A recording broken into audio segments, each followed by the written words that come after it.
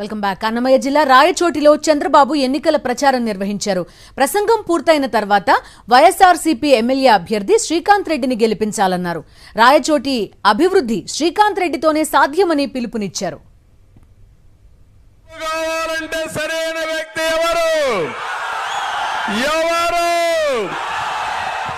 మా ఓటు శ్రీకాంత్ రెడ్డి గారి గట్టిగా చెప్పండి. మా ఓటు శ్రీకాంత్ రెడ్డి గారి గట్టిగా చెప్పండి. మా ఓటు శ్రీకాంత్ రెడ్డి గారి గట్టిగా చెప్పండి. మార్పు కావాలంటే